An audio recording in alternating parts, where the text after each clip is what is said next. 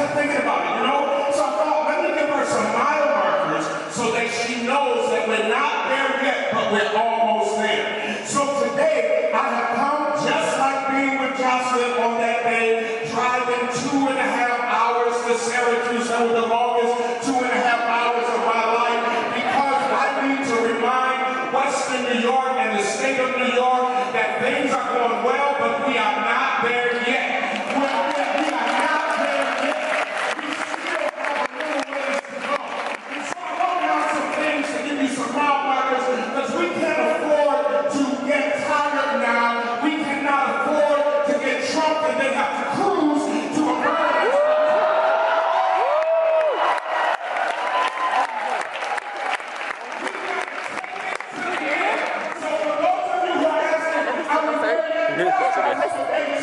No, we're not there yet. April 19th, the New York primary, and we're still not there yet. We're not there yet until April 26th, and we've taken over Connecticut, Delaware, Maryland, Pennsylvania, and Rhode Island.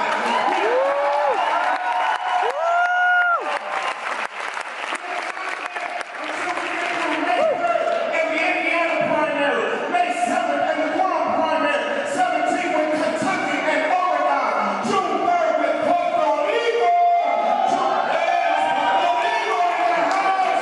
June 7th, California, New Jersey, New Mexico, July 25th, the Democratic National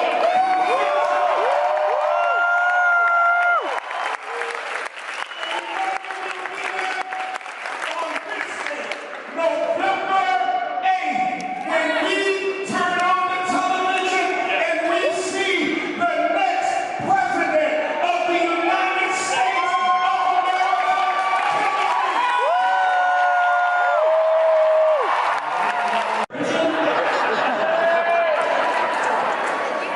It's like coming on stage with the rock band and the Beatles have been playing or something. So I've been thinking a lot about the Beatles lately. You know that song, Revolution? Get the lyrics of that. I was thinking of doing a song out here. Think about it. Was John Lennon doing like Nostradamus and Burns?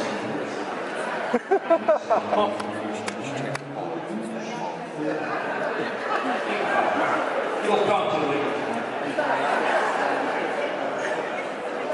You know, I've been thinking about this campaign for some time.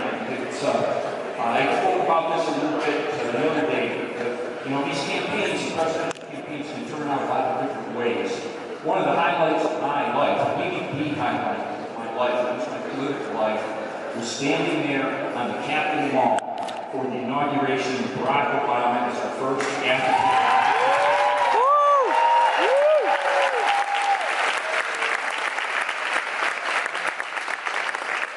You got the U.S. Capitol in front of you, the Lincoln Memorial behind you, right? Think what, Jefferson Memorial to the right, White House to the left. I made it even more dramatic. I messed up my cell phone camera. I turned off the color setting, so I took all my inaugural pictures in black and white. It looks like the 1960s civil rights demonstrations. That's pretty cool, record of the event. But I said, earlier this week, I felt like I had electricity flowing through my dancing day. And it's a good thing. It's 16 degrees for 6 hours getting through security, right, to get in. I want to feel that feeling again at the end of this election campaign, right? And how are we going to make that happen? What can we do that will make us feel that way in inauguration day come January? We can elect the first woman president of the United States.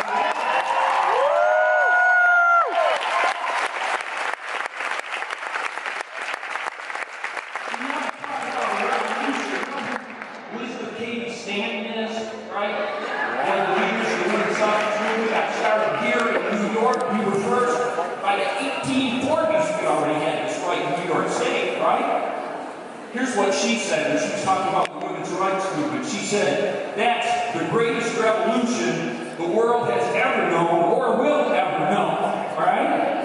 You want a revolution? Let the first woman president of the United States of America, right?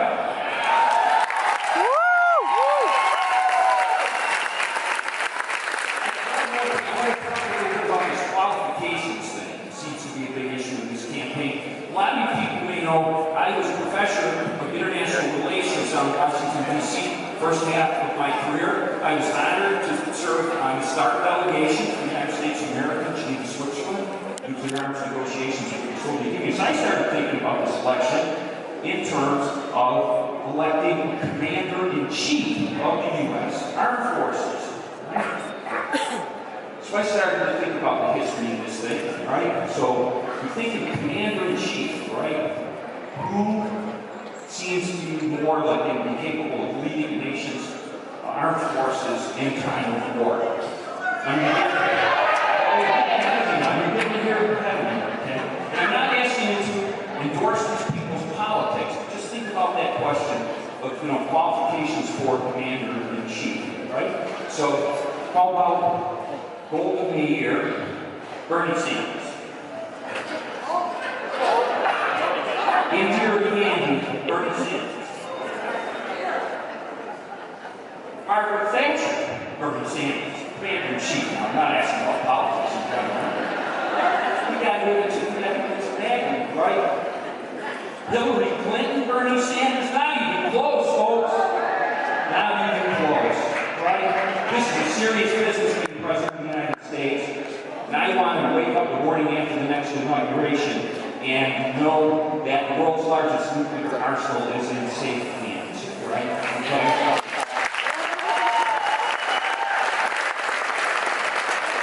And I work for the Department of State.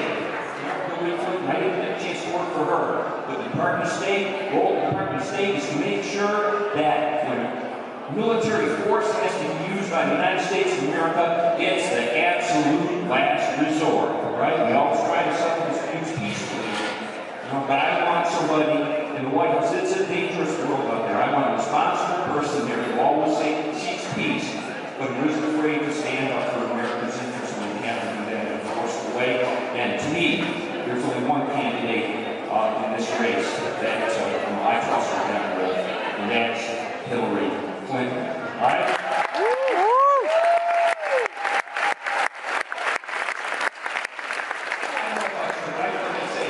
I'm feeling even here today, I can feel some electricity. I feel like I'm participating in this great story of American history. What an amazing story the history of the United States of America is.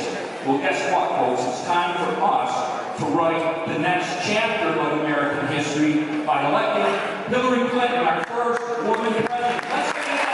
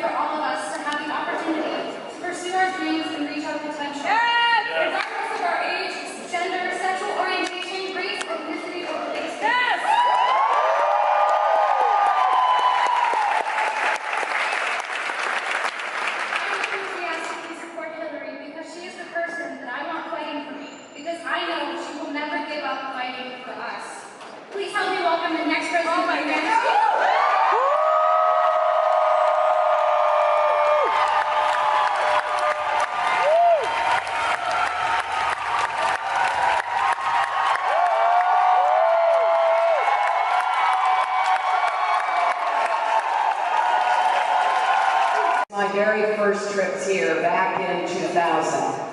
For 8 years as your senator, I worked hand in hand with elected officials, with business leaders, academic leaders, philanthropists, elected officials from all levels of government, citizen activists, and others to come up with a vision for what this city could be in the 21st century. The vision we had required that we make investments, and yes, we do a lot of hard thinking and hard work. But look at the result. There is no doubt in my mind that Buffalo is on the rise. And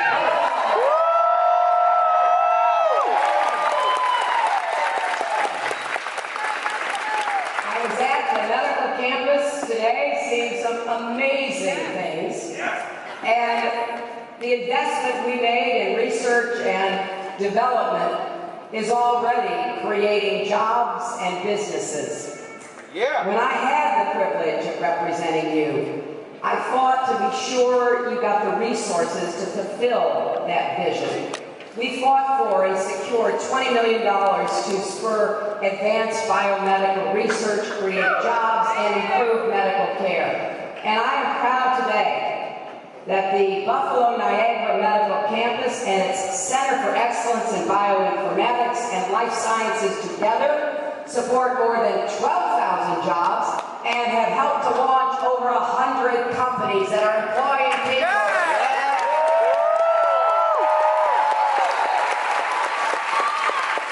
Now, we need more success stories like this across upstate New York and indeed across America. I feel absolutely convinced that if we support our entrepreneurs, our small business people, if we do more for innovation and advancing technology, if we bring people together instead of dividing us, we will see even more growth, create even more jobs, see the invention and growth of even more companies. If I'm fortunate enough to be your president, I will fight for more help here in upstate New York. I will fight to create and support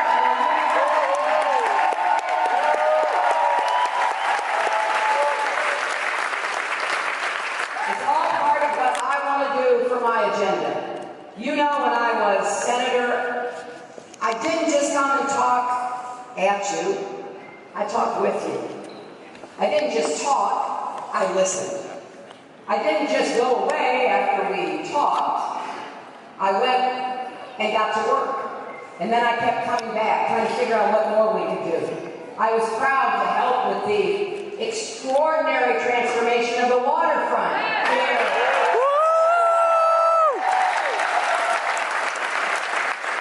I worked my heart out to save the Niagara Air Reserves.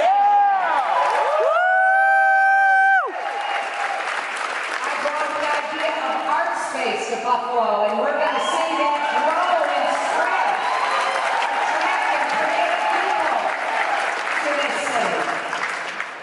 So I've taken what you have taught me. After you took a chance on me and elected me to be your senator in 2000 and then re-elected me in 2006, I took the lessons that I learned and I am applying them to what I want to do as your president. A lot of great things happened to me here when I was your senator. I came at least 50 times, every chance I could get, because I loved visiting Buffalo. I love the city's parks. A lot of people don't know Olmsted did Buffalo's parks as well. I love bringing a delegation from Ireland here to Buffalo. I love visiting and helping Sister Janice at the Response to Love Center. I ate more chicken wings and beef on wet than I can remember. Hope to get some before I leave. All right. But I want to tell you just a little story, because, you know, when people run for office, they come out and They make all kinds of promises, right? They say what they think you want to hear, and then maybe or maybe not, they deliver. During my campaign, I spent a lot of time in 99 and 2000 here in Buffalo, and I stayed at one of the hotels, and I got to know the people who worked at the hotel. I would talk with them and greet them and thank them. And the very last time I was here, right before the election in 2000, so it probably would have been like the weekend before the election, as I was getting ready to leave, one of the maids came up to me. And she'd been somebody I had seen now for about a year back and forth. She came up to me and she said, I want to ask you something. I said, what is it? She said, please don't forget Buffalo. And she handed me a little snow globe with a little buffalo inside.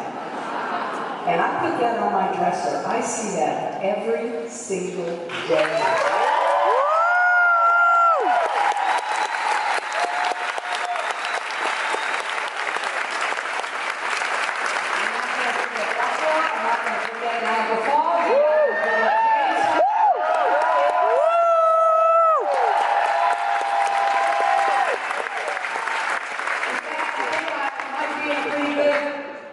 Position to help even more.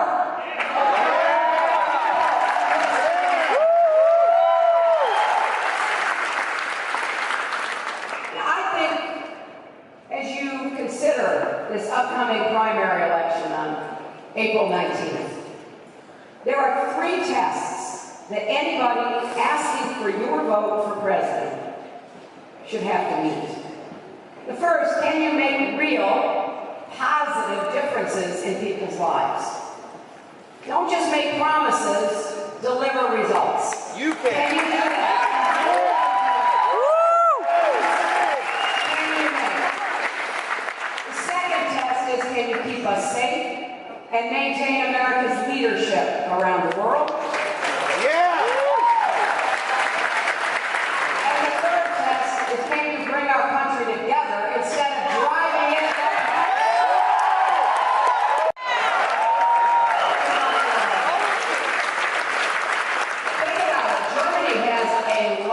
Solar. I don't think they're a tropical climate, the last I checked. There's no reason, given the intellectual capital and the hardworking people here and the innovators, when I come back in November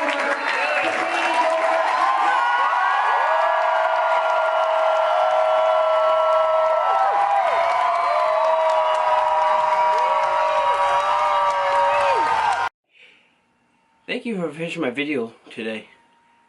If you like, please like and subscribe. And hey, if you want to check me out on social media, I'm on Facebook, Twitter, and Instagram.